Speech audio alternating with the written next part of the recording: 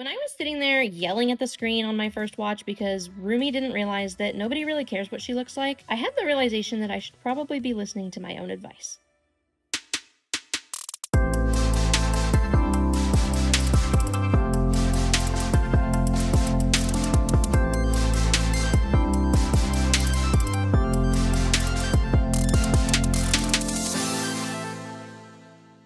Hey friends, and welcome to Let's Talk. If you're not familiar with this particular series, I essentially view it as a place to share thoughts and tidbits relating to random things in my life. It's safe to say today's topic is unexpected. For all intents and purposes, I am what you could consider a nerd.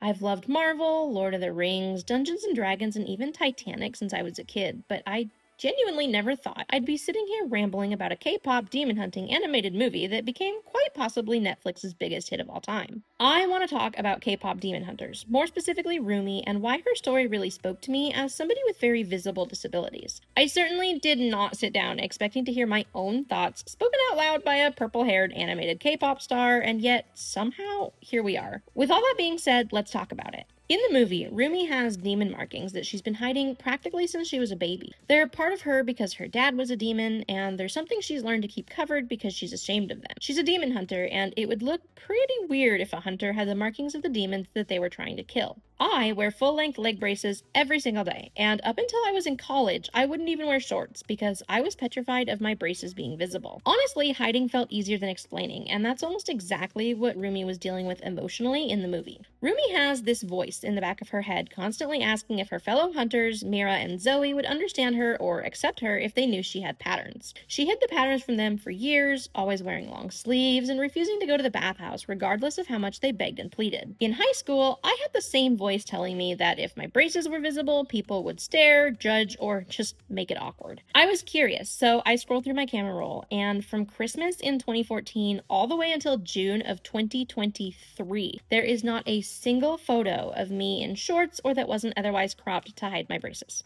Not a single photo. When I finally stopped caring about if my disabilities were visible, I realized something important. The annoying voice in my head had been doing most of the judging all along. Zoe and Mira accepted Rumi for who she was, just like I now have friends and family who accept me for who I am, disability and all. There's a scene towards the end of the film where Rumi was talking with Ginu about how she views herself as a mistake, how she's been one since the day she was born, and I cannot find the words to tell you how that scene hit me like a freight train. For a very long time, I felt like I didn't belong because I had braces on my legs and my arms were frozen in place. Rumi, meanwhile, had herself convinced, just like I did, that nobody would love her because she had the markings of a demon. When I was sitting there yelling at the screen on my first watch because Rumi didn't realize that nobody really cares what she looks like, I had the realization that I should probably be listening to my own advice.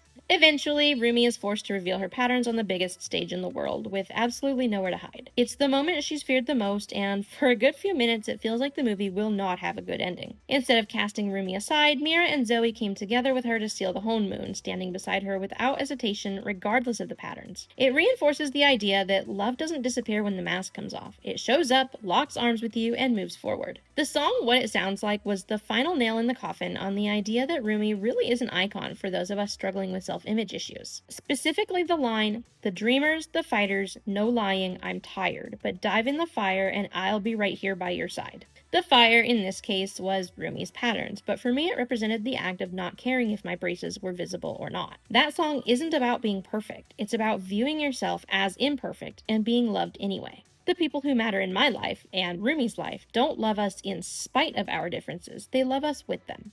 The things that we convince ourselves will define us in the worst way often end up being the things that make us more confident once we stop hiding them. Our differences are not flaws. They're not things we need to apologize for or earn our way out of by stealing a honeymoon. Rumi's patterns are beautiful because they tell her story, and my leg braces and limb differences tell mine. At the end of the day, the parts of ourselves that we try the hardest to hide are usually the parts that make us who we are. Sometimes being seen isn't scary at all. It allows us to be truly, undeniably free, and that's the best feeling of all.